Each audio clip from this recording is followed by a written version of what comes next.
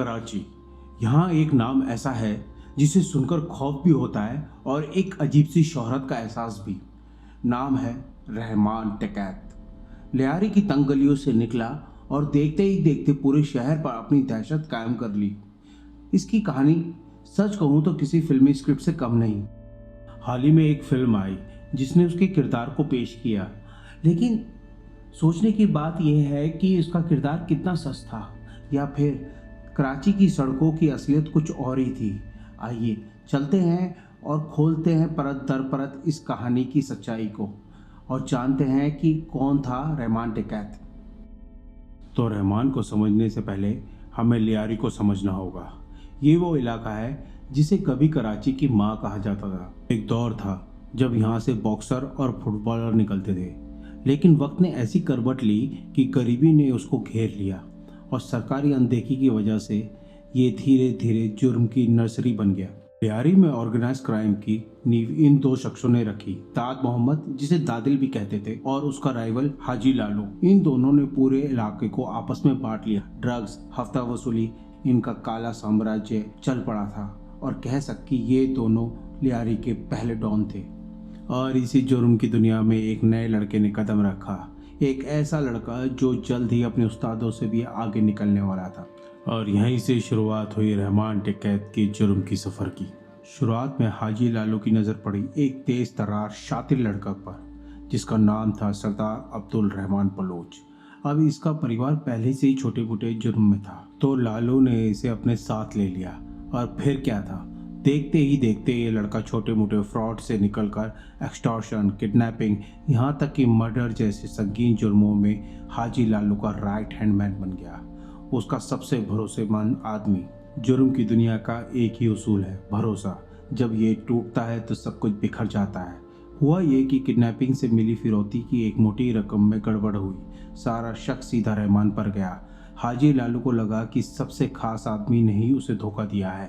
बस उस एक शक ने पूरा का पूरा खेल पलट दिया। गठबंधन टूटा, दोस्ती दुश्मनी में बदली। रहमान ने हाजी लालू का गैंग छोड़ दिया और एक अपना गैंग अलग से बना लिया। पहले से ये कहीं ज़्यादा खूंखार गैंग था। यही वो मोड़ था जहां सरदार अब्दुल रहमान बलोच बन गया रहमान टिकैत। रहमान की बढ़ती ताकत और उसकी इच्छाओं ने लियारी के इतिहास का सबसे खूनी चैप्टर लिखा। एक ऐसी गैंग वॉर जिसने पूरे इलाके को एक जंग के मैदान में बदल दिया। इधर हाजी लालू की मौत हो गई थी और उसकी गद्दी पर बैठा उसका बेटा अरशद पप्पू, और ये अपने बाप से भी 10 कदम आगे था, बेहद बेरहम। उसका दिल में सिर्फ रहमान के लिए एक ही चीज़ थी, वो था बदला। और इसी बदले की आग ने लियारी में एक ऐसी जंग छेड़ दी जिसका कोई अंत नहीं दिख रहा था। 1500 से ज़्यादा, ये सिर्फ एक आंकड़ा नहीं था, ये सारी की सारी जिंदगियां थीं जो कि अधूरी रह गईं। अपने ही लोगों के खून से ये कीमत चुकाई थी लियारी ने इस गैंग वॉर की। सोचकर देखिए, स्कूल बंद, बाजार बंद, हर गली नुक्कड़ वीरान, बस मौत का साया छाया था। इसी जंग के बीच एक ऐसी घटना हुई जिसने सिर्फ लियारी को नहीं बल्कि पूरे कराची को दहला दिया था। अरशद पप्पू ने फैज़ मोहम्मद बलोच नाम के एक स्थानीय ट्रांसपोर्टर को किडनैप किया और उतना ही नहीं बल्कि उसे बेरहमी से मारा कि सुनने वालों की रूह कांप जाए। और उसके शरीर के इतने टुकड़े करके उसने एक गधे गाड़ी पर लाद कर पूरे इलाके में घुमाया। ये कत्ल से कहीं ज़्यादा था, ये ताकत का, दहशत का ऐसा वेश्याना प्रदर्शन था। और इस हैवानियत ने जन्म दिया एक नए किरदार को, उज़ैर बलोच। फैज़ मोहम्मद का बेटा अपने बाप की ऐसी मौत देखकर उसके आंखों में खून उतर आया। वो सीधा पहुंचा रहमान टिकैत के पास और उसने कहा, मेरे पास बेपनाह पैसा है और मुझे सिर्फ बदला चाहिए। अब रहमान टिकैत के गैंग को मिल चुकी थी उज़ैर बलोच की बेइंतहा दौलत की ताकत। पैसों और ताकत आने के बाद रहमान ने अपनी एक ऐसी इमेज बनाई जो बेहद अजीब विरोधाभासों से भरी हुई थी। एक वक्त में वो लोगों का मसीहा बन जाता था और दूसरे पल में ही शैतान। रहमान की इस दोहरी शख्सियत को देखिए। एक तरफ वो पॉलिटिकल पावर जमा रहा था, पाकिस्तान पीपल्स पार्टी यानी पीपीपी, जो लियारी की सबसे पुरानी और पावरफुल पार्टी थी। उसके साथ उसके अच्छे खासे कनेक्शन थे। इससे उसे एक तरीके का पॉलिटिकल प्रोटेक्शन भी मिल रहा था और दूसरी तरफ वो गरीबों की मदद करता, लड़कियों की शादी करवाता, यहाँ तक कि अपनी अलग अलग अदालतें चलाता जहाँ लोगों के फैसले होते थे। इससे उसकी इमेज रॉबिन हुड जैसी बन रही थी। उसने खौफ और हमदर्द दोनों को ही अपना हथियार बनाया। वो बहुत बड़ा शातिर था, लेकिन सत्ता का नशा और दुश्मनों का खौफ उसको पैरानॉइड बना रहा था। वो वहम का शिकार था। और रहमान टिकैत के बारे में एक ऐसी कहानी मशहूर है जो अगर सच है तो उसकी क्रूरता सारी हदों को पार कर जाती थी। ये कहानी जिसका जिक्र पुलिस की फाइलों में भी मिलता है और लियारी के लोग भी इसके बारे में बात करते हैं।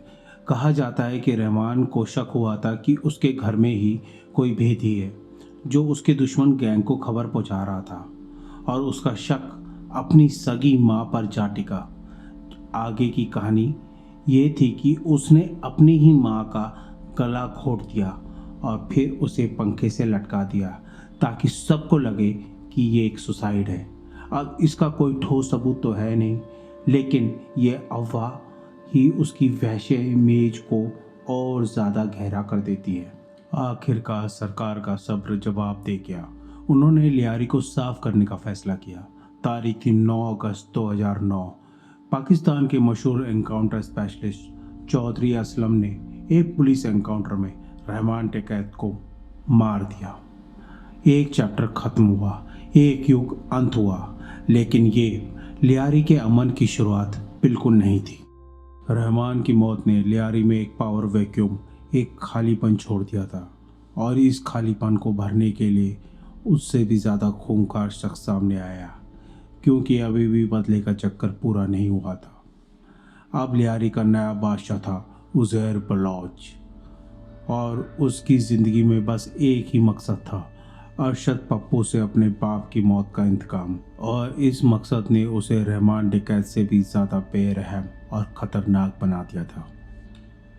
मार्च 2013 में उज़ैर का बदला पूरा हुआ। उसने अरशद पप्पू को पकड़ लिया और 5 दिनों तक टॉर्चर और तड़पाने के बाद उसके भाई के साथ उसका सिर धड़ से अलग कर दिया, बिल्कुल वैसे ही जैसे उसके बाप के साथ हुआ था। उज़ैर ने पप्पू के बिना सिर की लाश को उसी तरह से गाड़ी गाड़ी पर पूरे लियारी में घुमाया। इस हैवानियत ने सरकार को एक बहुत बड़े एक्शन के लिए मजबूर कर दिया। अब मैदान में उतरे रेंजर्स, एक बहुत बड़ा क्लीन अप ऑपरेशन लॉन्च किया गया। एक एक करके सारे गैंगस्टर या तो मारे गए या पकड़े गए। सिलसिला चलता रहा और 2016 में उज़ैर बलोच भी गिरफ्तार हो गया। इसके साथ ही लियारी में गैंग वॉर का वो लंबा खूनी दौर आखिरकार ख़त्म हुआ। इन गैंगस्टरों की सफाई के बाद लियारी में अब एक बहुत ही बड़ा बदलाव आया, पॉलिटिकल बदलाव। दशकों तक लियारी पीपीपी का गढ़ माना जाता था, लेकिन इस बार वहाँ के लोग इमरान खान की पार्टी को वोट दिया और ये सिर्फ एक वोट नहीं था, पूरे के पूरे सिस्टम को एक जवाब था जिसने सालों तक उन्हें इन गैंगस्टरों के रहमो करम पर छोड़ रखा था। आज लियारी की तस्वीर काफ़ी हद तक बदल चुकी है। जिन गलियों में कभी गोलियों की आवाज़ गूंजती थी, वहाँ अब बच्चे खेलने कूदने की आवाज़ आती है। ऐसा लगता है जैसे कि जुर्म का काला बादल आखिरकार छट गया हो।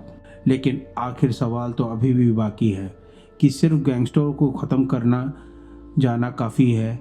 क्या वो सामाजिक और आर्थिक हालात बदले हैं जिन्होंने रहमान टिकैत जैसे लोगों को जन्म दिया? असली सवाल ये है कि क्या लियारी की रूह सचमुच बदल पाई है? इसका जवाब शायद वक्त ही देगा। अगर आपको इस तरीके की कहानियाँ सुनना अच्छा लगता है तो आप हमारे चैनल को सब्सक्राइब करिए। मिलते हैं अगली कहानी में। धन्यवाद।